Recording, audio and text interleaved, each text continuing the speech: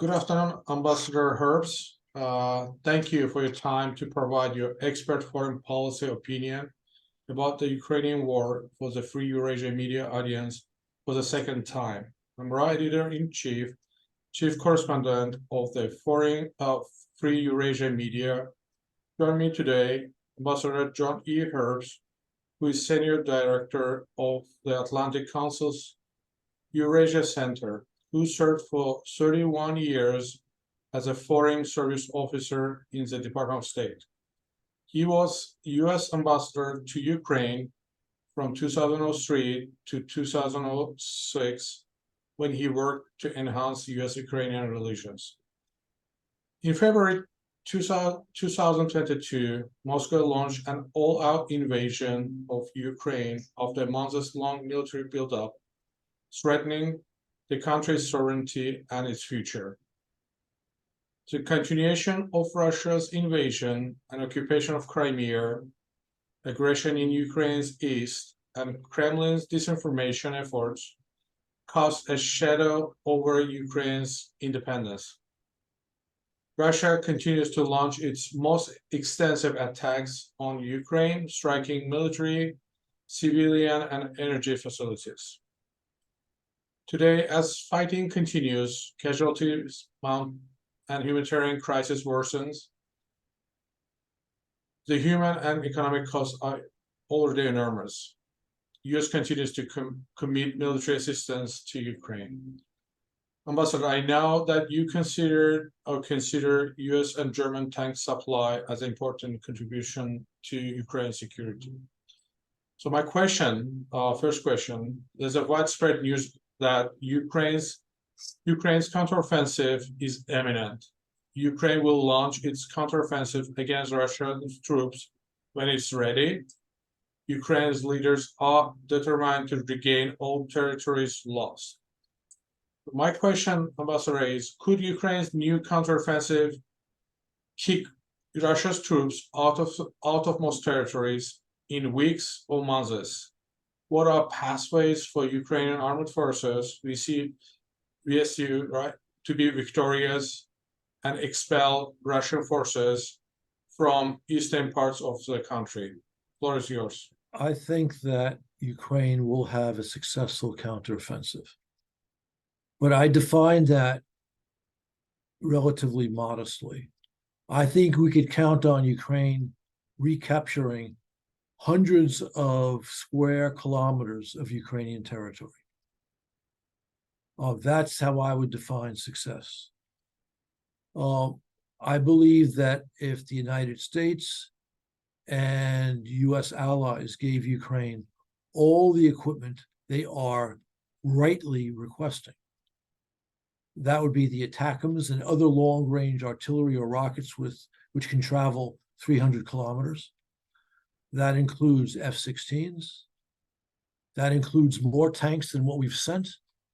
Ukraine would be able to have a very successful offensive, including cutting the Russian land bridge from Russia through occupied Donbass to Crimea.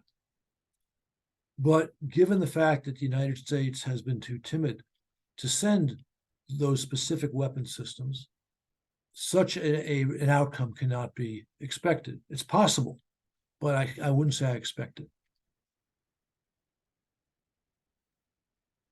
Thank you, Ambassador. So my second question, Ambassador, since you mentioned about that it's possibility, there's other possibilities that comes from intelligence services. High-sensitive U.S. government material leaked online says that negotiations to end the conflict are unlikely this year in all considered scenarios. My question is a negotiation settlement possible next year? And if so, then what are the potential implications of such an agreement? I don't think that we have seen objective, credible intelligence reports publicly on this war. I think some games have been played on background by some figures in the administration. We've also had the leak coming from a rogue element at a relatively junior level in our intelligence services, and then that leak was altered by the Kremlin. So we don't have really good publicly released intelligence, and we shouldn't actually. My sense is that the only way you can have hope of a successful negotiated peace is for Moscow to give up its imperial ambitions in Ukraine. And Moscow has not yet given up those ambitions. For Moscow to give up those ambitions, its military, which has performed dreadfully in Ukraine, has to be decisively and visibly defeated. If Ukraine were able to cut the land bridge to Crimea, Russian military in southern mainland Ukraine would have to retreat to Crimea. If Ukraine at the same time took out permanently the Kerch Strait Bridge, Putin would have a very expensive logistical problem supplying his troops and his civilians, his civilian government in Crimea. This would be a great shock to the Russian economy and also to the Russian political system. If Washington wants a negotiated peace that could lead to an actual end to Russian aggression in Ukraine, it should give Ukraine everything it needs to deliver that decisive defeat on the battlefield. Thank you, Ambassador. My next question, some believe, and it's a pessimistic forecast, some believe that Russia's military numeric superiority likely give it the ability to counter Ukraine's greater operational skills and morale, as well as its access to Western support. Accordingly, the most likely outcome of the war is not a complete Ukrainian victory, but a bloody stalemate. Next question is, what is... Wait, I'm sorry, do you want me to answer that? You want me to answer what you just said, or no? I don't understand. Yeah, briefly, if you could just my question is what is the plan for getting from the battlefield to negotiation table? What will be next strategy of the West in Ukraine if that scenario will occur? Well, the West, led by the United States, has certainly done an adequate job keeping Ukraine supplied with military equipment and also with economic resources to prevent a Russian victory. And they deserve credit. The Biden administration deserves credit for it. But it has not acted decisively to speed up Moscow's defeat in Ukraine. And there's some danger in letting this war play out. Right now, Putin's not even willing to accept the Chinese peace proposal, which is skewed in favor of Moscow. Basically, it talks about a ceasefire in place, which means Russia continues to control all the Ukrainian territory it did not control 16 months ago. But Putin's not even willing to do that. He thinks he can still achieve his maximalist gains, which is political control of Ukraine and factual control over half or two-thirds of Ukraine's territory. My point is that the only negotiation that could lead to a stable peace requires Russia willing to give up the land it seized at a minimum since February of 2022, but perhaps also since the beginning of its war on Ukraine in 2014. So for that to happen, you need more advanced weapons in sufficient quantity going to Ukraine. Then the Russians will understand there's no way in the world they could expect to achieve on the battlefield what they need to achieve to take control over such a large portion of Ukrainian territory. Ambassador, you mentioned the necessary weapons. What if West does not provide necessary enough weaponry? When we talked about the offensive, I said, I am confident Ukraine will at least take a few hundred square kilometers of territory back. That's my minimum expectation. I don't rule out the possibility of greater, maybe much greater success. I'm just not confident in that greater success. The Russian army has performed miserably. Russian troops have bad leadership, poor supplies, whether it's clothes or weapons, and they are dying in massive numbers. And while the Russian media is strictly controlled by the Kremlin, soldiers are writing back to their families about their dreadful conditions. Russian forces cut and ran around Kharkiv when Ukraine launched its counteroffensive last summer. We know the Russian army collapsed in World War I, which led to the February Revolution and then the Bolshevik Revolution. I don't rule out the possibility that even without the more advanced weapons which we should be giving Ukraine, that the Russian army could simply break down in Ukraine. They don't want to fight there. They don't believe Putin's nonsense that this is a war for the existence of Russia. It's a war of extinction against Ukrainians.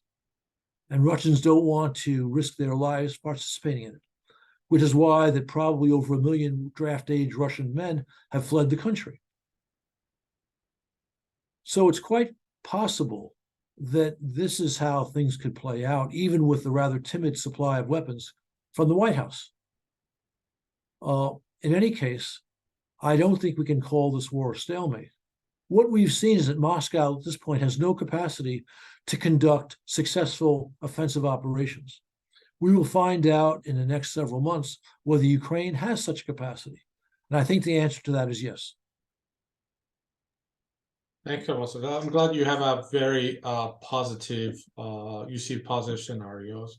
The next question, Ambassador, is about China. A few weeks ago, there are a lot of news about this, and some believe China could play a crucial role, emphasizing crucial role in ending the brutal war in Ukraine. In your opinion, what are China's peace plan for Ukraine? Well, we've seen the peace plan. I'm not even sure I call it a plan. It's a pronouncement of various principles, which are not necessarily consistent one with the other. If China truly believes in Ukraine's territorial integrity, then it would ask Russia to get out of all of Ukrainian territory, including Crimea, which China is manifestly not asking. Some people hope that China will put some pressure on Russia to adapt that peace plan. As I've already mentioned, Putin has no interest right now in adapting that, signing on to that peace plan.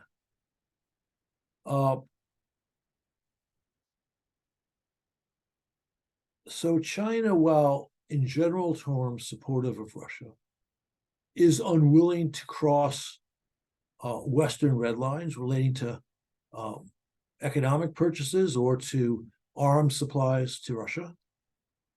And I think the failure of Putin to win in Ukraine is making Xi even less comfortable providing that measure of support. And I think Xi, like Putin, has been surprised by the unity of NATO and the willingness of the West to provide economic and military assistance to Ukraine to prevent a Russian victory. If Western support diminishes and Putin winds up winning because that support diminishes, that would be a green light for Xi to move on Taiwan. If Western support continues and better yet strengthens, and Putin loses in Ukraine, Xi is much less likely to attack Taiwan. Thank you, Ambassador. My last question was about the Bakhmut fighting. Today, Wagner Group boss Prigozhin has announced that he's going to get his troops out of Bakhmut. Do you think they will impact of Russia's morale? And also, will Ukraine regain Bakhmut within, not necessarily these days, but in a few weeks? Let's keep in mind that Bakhmut, first and foremost, is a spectacular failure for Russia. Putin said, well, first of all, they began their attack on Bakhmut in October. That's over 6 months ago. In November, Putin said, I want Bakhmut taken by the middle of December. Obviously, did not happen. American intelligence is now saying that Russia has 100,000 casualties in the Bakhmut operation, at least 20,000 is dead. This is a spectacular failure. And Bakhmut was never a vitally important strategic target. It was a moderately important or barely important strategic target. It opens the road to Slavyansk and Kramatorsk, which aren't even massively important strategic targets. Yet Moscow suffered these casualties. According to British intelligence, there are 5 Russian casualties for every Ukrainian casualty. Even given Russia's numerical superiority, those are very bad numbers for the Kremlin. And the Ukrainians say that the actual ratio is 7.5 Russians for every 1 Ukrainian. Well, so that's true. We are all hoping that Ukraine will regain its territories within, in a few weeks or a few months. Ambassador, thank you so much for your time. You're welcome. Appreciate this. And for now, I'm stopping the recording.